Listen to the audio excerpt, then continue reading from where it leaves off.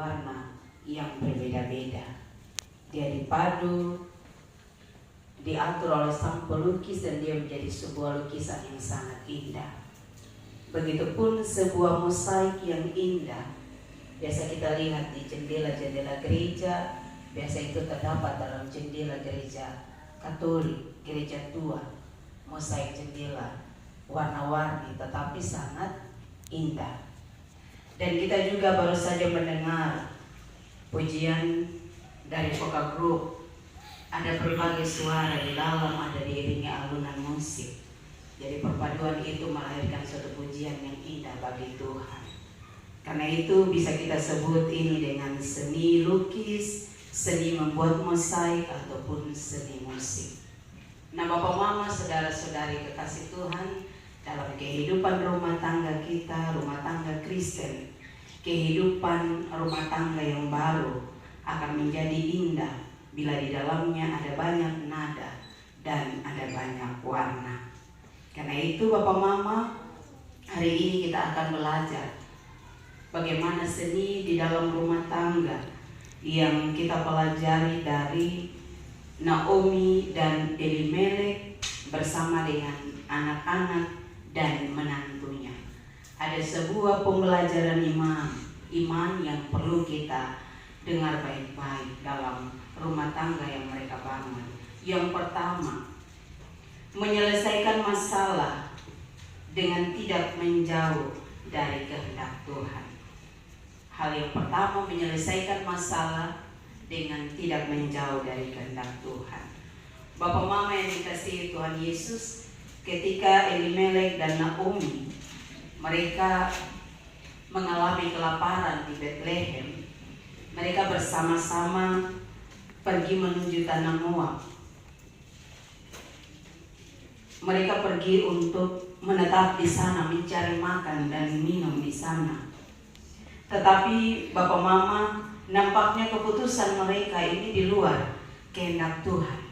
Karena di Moab itu bangsa-bangsa tidak menyembah Tuhan Allah, tetapi mereka di sana adalah bangsa-bangsa yang menyembah dewa-dewi, jadi bangsa berhala. Karena itu keputusan mereka pergi ke sana untuk mengatasi persoalan mereka itu mereka ambil di luar kehendak Tuhan.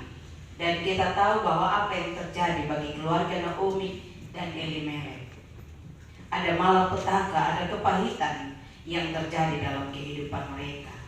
Bapak Elimelek meninggal, Mahlon dan Kilion meninggal. Sisa mereka, mertua dan anak mantu yang ada. Hal yang kedua, mengasihi suami atau istri sampai maut memisahkan. Kita melihat bahwa rumah tangga yang dibangun oleh Elimelek dan Naomi serta anak-anak dan menantu mereka itu selalu bersama-sama, bahkan bertahan sampai maut memisahkan. Di sini kita belajar betapa hebatnya kehidupan perkawinan Elimelek dan Naomi. Kehidupan mereka, kesaksian iman mereka menjadi contoh bagi anak-anak, bagi menantu-menantu Orpa dan Ruth. Hal yang ketiga, cinta kasih yang dibangun antara mertua dan menantu adalah cinta kasih yang tulus. Tadi kita dengar bahwa sapaan mertua Naomi ini memanggil Orpa dan Ruth sebagai anak-anakku. Dia tidak pilih nama, we Orpa, we Ruth, tidak. Tapi dia bilang anak-anakku, berarti Naomi menganggap menantunya sebagai anak-anaknya sendiri. Ada cinta kasih yang mereka bangun antara mertua dan menantu. Hal yang keempat, kasih Allah dipancarkan dalam kehidupan rumah tangga. Kasih Allah dipancarkan dalam kehidupan rumah tangga. Naomi dan Elimelek membuat iman Ruth dan Orpa sangat kokoh. Walaupun akhirnya Orpa kembali kepada bangsanya, tetapi Ruth dia tetap bertahan. Bahkan dia mengatakan, di mana mama mantu meninggal beta di situ. Di mana mama mantu tinggal bermalam beta juga akan bermalam di situ. Mama mantu pun Tuhan Allah itu juga pun Tuhan Allah. Karena apa? Kehidupan iman yang kuat dari Elimelek, Naomi berikan contoh teladan yang baik terhadap kasih Allah. Bapak Mama, saudara-saudari kekasih Tuhan, Kakak Vilka dan Kakak Yandri, dalam membangun rumah tangga Kristen, hari ini kita belajar dari kehidupan rumah tangga Elimelek dan Naomi, kehidupan anak-anak Mahlon Kilion dan menantu Orpa dan Ruth. Kita tahu bahwa ada banyak kebutuhan dalam kehidupan rumah tangga kita. Bukan hanya kebutuhan fisik, tetapi kebutuhan makan, minum tiap-tiap hari. Bahkan kebutuhan rohani yang harus kita penuhi. Kehidupan rumah tangga akan berjalan baik ketika tidak ada masalah. Ketika kita mampu mengelola masalah itu menjadi sesuatu yang indah. Seperti tadi seni mosaik, seni musik, seni nada. Dari lagu nada yang berbeda, warna-warna yang berbeda, dikelola dengan baik menjadi warna yang indah. Ketika ada masalah, Kakak Yandri dan Kakak Vilka mencari jalan keluar di luar kehendak Allah, maka masalah itu tidak akan ada jalan keluar. Karena itu dasar Kristus sebagai dasar hidup suami istri, kasih Kristus itu menjadi dasar yang penting dalam kehidupan suami istri.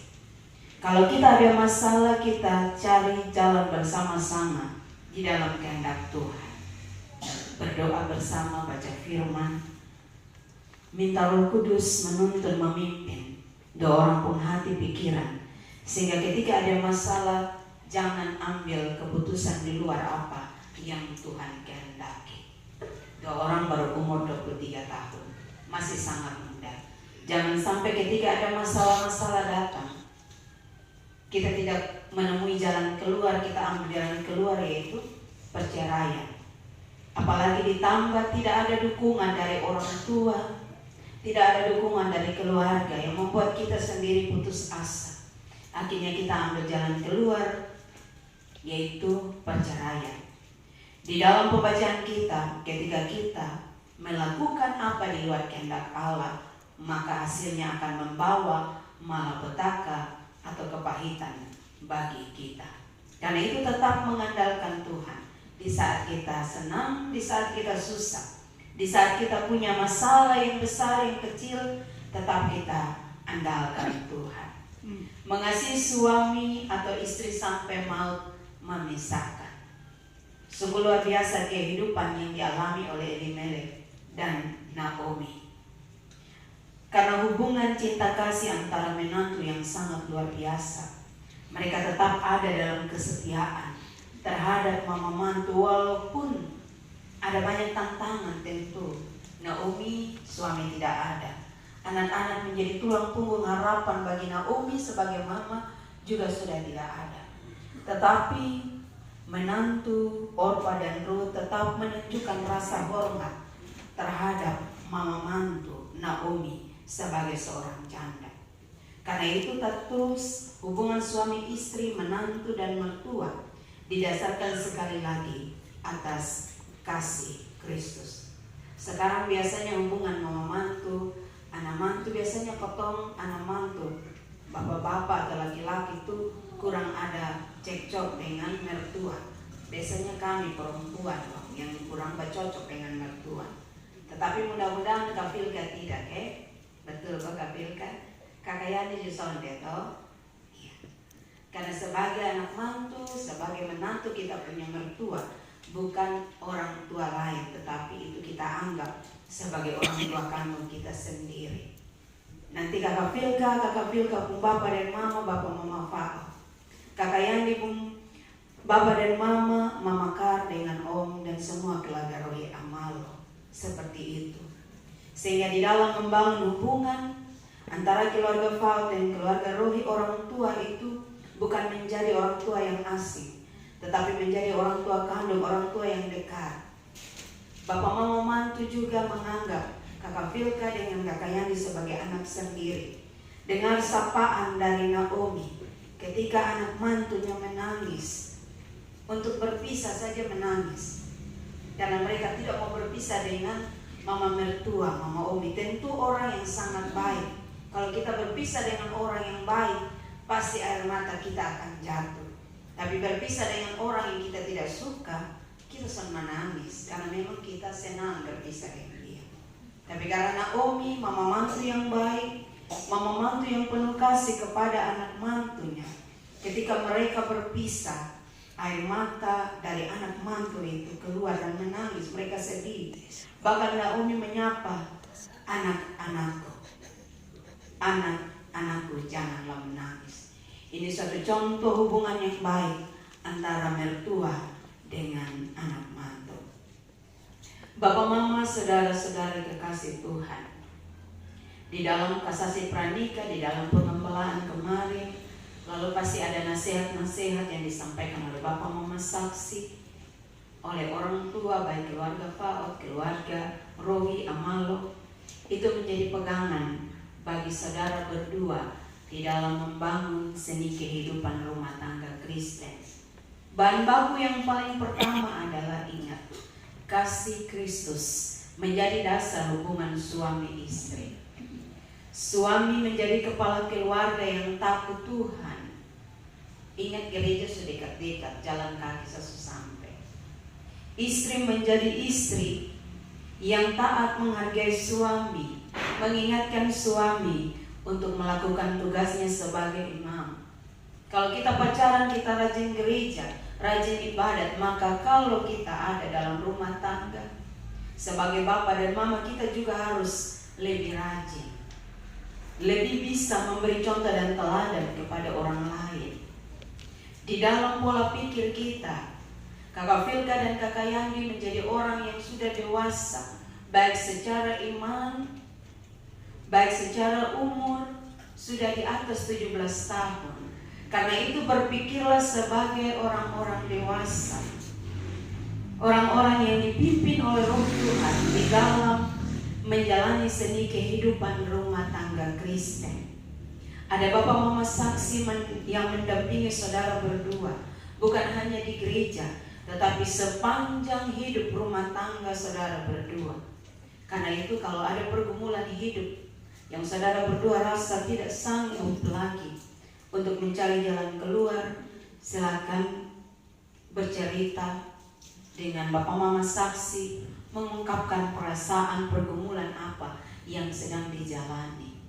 Jangan sampai nanti tahun pertama Bapak Mama Saksi omong, kotong masih dengar, tapi sudah masuk ke tahun ke-5 ke atas, oh Bapak Mama Saksi telepon juga, kita angkat, mau tanya kabar kita sana balas. Semua kita anggap kita sudah bisa karena kita sudah 5 tahun berumah tangga ke atas. Tidak seperti itu. Ingat, Bapak Mama Saksi mendampingi saudara berdua sepanjang hidup saudara sampai maut memisahkan. Yang berikut, menghargai keluarga.